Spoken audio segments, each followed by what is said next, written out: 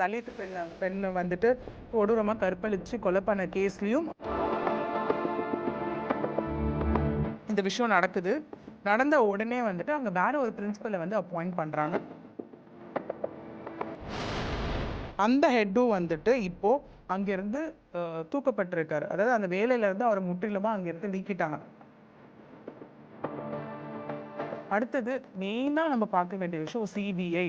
ஏன்னா போலீஸ் சரியாக ஒர்க் பண்ணல, ஏன்னா ஸ்டேட் மிஷனரி ஃபெயில் ஆகிடுச்சு அப்படின்ட்டு தான் இதை வந்து சென்ட்ரல் பியூரோ இன்வெஸ்டிகேஷனுக்கு வந்து கோர்ட்டு சேஞ்ச் மாற்றிருக்காங்க. ஒரு சிபிஐக்கு போனதுக்கப்புறம் நமக்கு நிறைய பரபரப்பான விஷயங்கள் வெளியே வர ஆரம்பிச்சிருக்கு. என்ன நடக்க போகுது இனிமே அப்படிங்கிறத வந்து நம்ம பொறுத்திருந்து தான் பார்க்கணும்.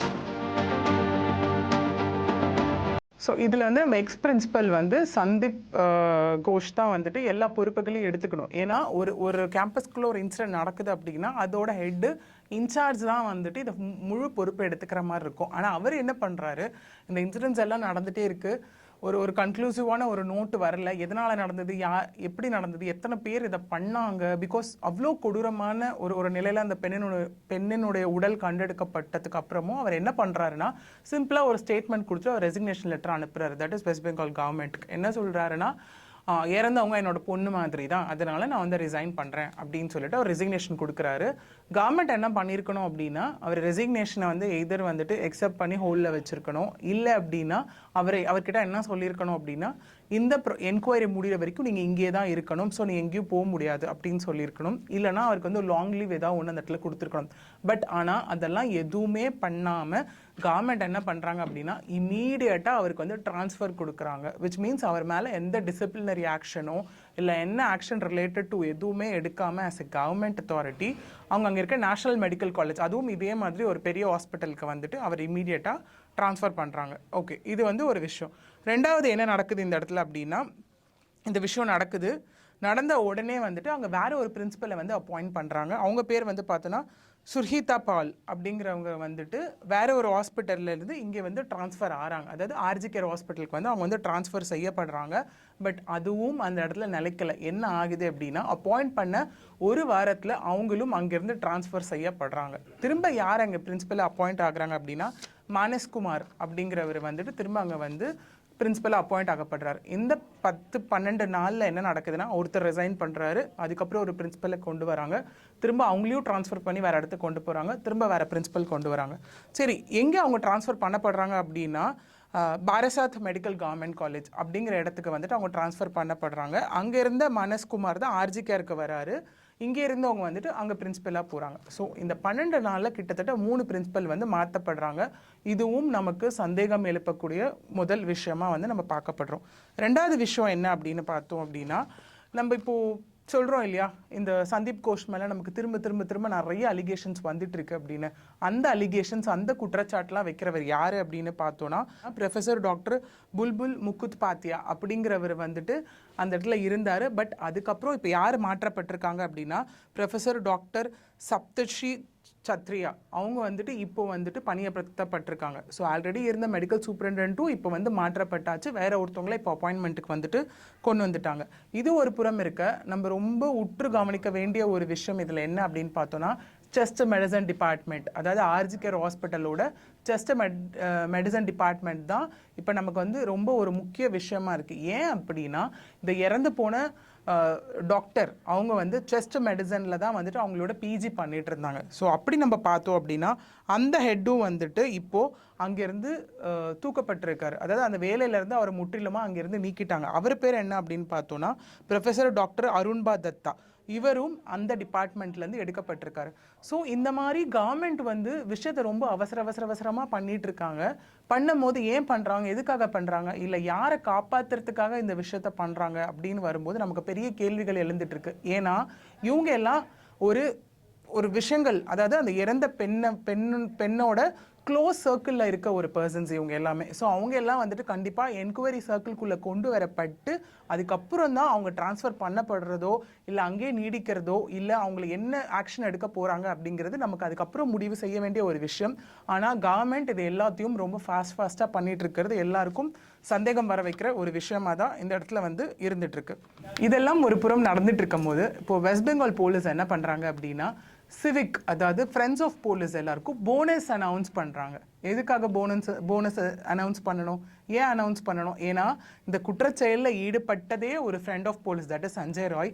இப்படி இருக்கும் போது கவர்மெண்ட் ஏன் அந்த விஷயத்த பண்ணணும் அப்படிங்கிறது திரும்ப மக்களிடையே வந்துட்டு வரக்கூடிய ஒரு குவெஷனாக வந்துட்டு நமக்கு இருந்துகிட்ருக்கு. ஸோ இது ஒரு புறம் இருக்க அப்படின்னு பார்த்தோன்னா, இப்போது டாக்டர்ஸ் என்ன பண்ணுறாங்க அந்த இடத்துல அப்படின்னா, அவங்க வந்துட்டு ஈவன் ப்ரொட்டஸ்ட்டில் இருந்தாலுமே சைலண்ட் ப்ரொட்டஸ்ட் தான் பண்ணிட்டு இருந்தாலுமே ஹாஸ்பிட்டலுக்குள்ளே அவங்க எந்த சர்வீஸும் பண்ணலை அப்படின்னாலுமே அவங்க ஹாஸ்பிட்டலுக்கு வெளியே ப்ரொட்டஸ்ட் பண்ணுறாங்க இல்லையா, அது பக்கத்தில் ஒரு கேம்ப் அமைச்சு, தட் இஸ் ஓபிடின்னு சொல்லுவோம், அவுட் பேஷண்ட் டிபார்ட்மெண்ட், அங்கே ஒரு கேம்ப் அமைச்சு அங்கே என்ன பண்ணுறாங்க அப்படின்னா தினமும் 200க்கும் மேற்பட்ட நோயாளிகளுக்கு அவங்க ஸ்டில் ட்ரீட்மெண்ட் கொடுத்துட்டு தான் இருக்காங்க. ஸோ இந்த இடத்துல நம்ம புரிஞ்சுக்க வேண்டிய விஷயம் என்ன அப்படின்னா, டாக்டர்ஸ் ரொம்ப அராஜகமாகவோ இதுவாகவோ இந்த இடத்துல அவங்க எதுவுமே பண்ணவே இல்லை. அவங்களுக்கான ரைட்ஸு, அவங்களுக்கான ப்ரொடெக்ஷனை எங்களுக்கு இதை பண்ணி கொடுங்கன்னு அவங்க சைலண்ட் ப்ரொட்டஸ்ட் பண்ணாலுமே அவங்க வேலைகளை அவங்க வந்து சரிவர செஞ்சுட்டு தான் இருக்காங்க அந்த இடத்துல. ஸோ இது வந்து நம்ம டாக்டர்ஸ் வந்து ரொம்ப பாராட்டத்தக்கக்கூடிய ஒரு விஷயமா கூட இந்த இடத்துல சொல்லலாம். ஏன்னா மக்களோட வேதனை வந்து அவங்களுக்கு புரிஞ்சிருக்கு. ஆனால் டாக்டர்ஸோட வேதனை இங்கே மக்களுக்கும் புரிஞ்சுதா அப்படிங்கிறது கேள்விதான். அதிகாரிகளுக்கு புரிஞ்சுதா அப்படிங்கிறதும் ஒரு பெரிய கேள்வியாக தான் இருக்குது. அதை வலியுறுத்தி முன்னிறுத்தி தான் அவங்க திரும்ப திரும்ப இந்த விஷயத்தை வந்து குரல் கொடுத்துக்கிட்டே இருக்காங்க. இதெல்லாம் ஒரு புறம் இருக்கும் போது அடுத்தது மெயினாக நம்ம பார்க்க வேண்டிய விஷயம் சிபிஐ. ஏன்னா போலீஸ் சரியாக ஒர்க் பண்ணல, ஏன்னா ஸ்டேட் மிஷினரி ஃபெயில் ஆகிடுச்சு அப்படின்ட்டு தான் இதை வந்து சென்ட்ரல் பியூரோ இன்வெஸ்டிகேஷனுக்கு வந்து கோர்ட்டு சேஞ்ச் மாற்றிருக்காங்க. தட் இஸ் கல்கட்டா ஹைகோர்ட் ஆகட்டும், சுப்ரீம் கோர்ட் ஆகட்டும் ரொம்ப இன்சிஸ்ட் பண்ணி சிபிஐக்கு சொல்லியிருக்காங்க. ஏன்னா இப்போ எல்லாருக்குமே இப்போ நம்ம எல்லாருமே சொல்கிற ஒரு விஷயம் அப்படி தான். இப்போது ஏதாவது ஒரு விஷயம் நடக்குது, அது எந்த ஸ்டேட்லையாவது போலீஸால் சரியாக பண்ண முடியலையா, ஒரு என்கொயரி பண்ண முடியல, இமீடியட்டாக அடுத்து வர வேர்டிங் என்னவா இருக்கும் அப்படின்னா சிபிஐக்கு மாற்றிடுங்க அப்படின்னு தான் வரும். ஏன் சிபிஐக்கு மாற்றிடுங்க அப்படின்னா, ஏன்னா அவங்க வந்துட்டு அவங்களுடைய விசாரணை முறையில் வந்து அவங்க அவ்வளோ ஸ்ட்ராங், அவங்க கண்டிப்பாக இந்த விஷயத்தை கண்டுபிடிச்சிருவாங்க அப்படிங்கிற ஒரு நம்பிக்கை எல்லாருக்குள்ளேயும் இருக்கிறதுனால தான் சிபிஐ அப்படிங்கிற ஒரு விஷயம் வந்து இந்த இடத்துல வந்துக்கிட்டே இருக்குது. ஓகே, இது ஒரு பக்கம். இப்போ நான் வந்துட்டு உங்களுக்கு முதல்ல சொன்ன மாதிரி இதில் யார் வந்து அட்வொகேட்ஸ் அப்பியர் ஆகுறாங்க அப்படின்னு பார்த்தோம் அப்படின்னா, that is in favour of that is R G care hospital. அதாவது கவர்மெண்ட்டை இது பண்ணி யார் அப்பியர் ஆகுறாங்க அப்படின்னு பார்த்தோன்னா, that is Kapil Sibal, senior most counsel of supreme court. Kapil Sibal அவர் வந்து அப்பியர் ஆகுறாரு. அவர் அட்வொகேட் மட்டும் இல்லை, காங்கிரஸ் ராஜ்யசபா எம்பியும் கூட அவர் அப்பியர் ஆகுறாரு. தென் விக்டிம்க்கு, அதாவது பாதிக்கப்பட்ட பெண், அவங்க பேரண்ட்ஸ் வந்து யார் அப்பாயிண்ட் பண்ணுறாங்க அப்படின்னா, தட் இஸ் பன்சூரி சுராஜ், அதாவது சுஷ்ரா சுராஜ் அவங்களோட பெண், அவங்க வந்து அப்பியர் ஆகுறாங்க. அவங்க ஒரு அட்வொகேட். அது மட்டும் இல்லாமல் பிஜேபியோட லோக்சபா எம்பி கூட இவங்க அப்பியர் ஆகுறாங்க. ஸோ இதெல்லாம் ஒரு புறம் நடந்துட்டு இருக்கும் போது சிபிஐயில் வந்து மொத்தம் 21லேருந்து 25 மெம்பர்ஸ் குழு அதில் இருக்காங்க. இதுக்கு வந்து ஹெட் யார் இருக்காங்க அப்படின்னு பார்த்தோம் அப்படின்னா, சம்பத் மீனா அப்படிங்கிறவங்க தான் இந்த சிபிஐ குரூப்போட ஹெட்டாக இருக்காங்க. இவங்க யார் அப்படின்னு நம்ம பார்த்தோன்னா, 1994 ஜார்க்கண்டில் ஐபிஎஸ் முடிச்சுட்டு ஃபஸ்ட்டு வந்து அவங்க ஜாயின் பண்ணுறாங்க. அதுக்கப்புறம் இவங்க ஹேண்டில் பண்ண ஒரு 2 முக்கியமான கேஸ் என்னன்னு நம்ம சொன்னாலே அவங்க எவ்வளோ எஃபெக்டிவாக ஒர்க் பண்ணுவாங்க அப்படிங்கிறது நமக்கு கண்டிப்பாக தெரிய வரும். அதாவது 2017 உறவு பாலியல் வன்கொடுமை, அதில் வந்து எல்லா குற்றவாளிகளையும் வித் எவிடன்ஸோட கண்டுபிடிச்சி கொடுத்தது, தண்டனை வாங்கி கொடுத்தது இவங்க தான். 2020 Hathras rape and murder case, இது வந்து ஒரு தலித் பெண் வன்கொடுமை பண்ணி ரேப் செய்யப்பட்ட ஒரு மர்டர் செய்யப்பட்ட ஒரு கேஸு. இதில் என்ன ஆச்சு அப்படின்னா, 4 உயர்சாதி ஆண்கள் என்ன பண்ணுறாங்கன்னா, தலித் பெண்ணை வந்து கற்பழித்து கொடூரமாக கொலை பண்ணுறாங்க. இதில் முக்கிய பங்கு வகித்து அவங்க எல்லாரையும் கண்டுபிடிச்சி குற்றவாளிகளுக்கு வந்து குற்றத்தை வந்து நிரூபித்து அவங்களுக்கு தண்டனை வாங்கி கொடுத்தது இந்த சம்பத் மீனா அப்படிங்கிறவங்க தான். இவங்க தான் head of that CBI, appoint பண்ண சிபிஐ குழுவோட ஹெட் இவங்க தான். இன்னொரு அதிகாரி இதில் வந்து இவங்கள மாதிரி இன்னொரு மோஸ்ட் எஃபெக்டிவ் அதிகாரி யார் அப்படின்னு பார்த்தோம் அப்படின்னா, சீமா பகுஜா. அவங்க வந்துட்டு இன்னொரு என்ன சொல்கிற ஒரு எஃபெக்டிவான நிறைய ரோல் ப்ளே பண்ண இன்னொரு அதிகாரி அப்படின்னு சொல்லலாம். அவங்க வந்து என்னென்னா 2017 to 2018 சிறப்பு விசாரணை புரிஞ்சு நிறைய குற்றங்களை வந்து கண்டுபிடிச்சி நிரூபித்தாங்க அப்படிங்கிறதுக்காக 2 தங்கப்பதக்கங்கள் வந்து அவங்க இந்தியன் கவர்மெண்ட் கிட்டேருந்து அவங்க வாங்கியிருக்காங்க. அது மட்டும் இல்லாமல் இந்த ஹத்ரா கேஸ் நம்ம சொன்னோம் இல்லையா, தலித் பெண்ணை வந்துட்டு கொடூரமாக கற்பழித்து கொலை பண்ண கேஸ்லேயும் அவங்க வந்து நிறைய பங்காற்றியிருக்காங்க. இதை விட ஒரு முக்கியமான கேஸ் என்ன அப்படின்னா, 2007 ஹிமாச்சல் பிரதேஷில் ஷிம்லாவில் ஒரு கேஸ் நடந்தது. அதாவது கொக்கைக்காடு அப்படின்னு அங்கே ஒரு இடத்துல வந்துட்டு ஸ்கூல் போயிட்டு வந்த ஒரு 16 வயது ஒரு சிறுமி வந்துட்டு பாலியல் வன்கொடுமைக்கு ஆளாக்கப்பட்டு கொலை பண்ணப்பட்டாங்க அந்த காட்டுக்குள்ளே.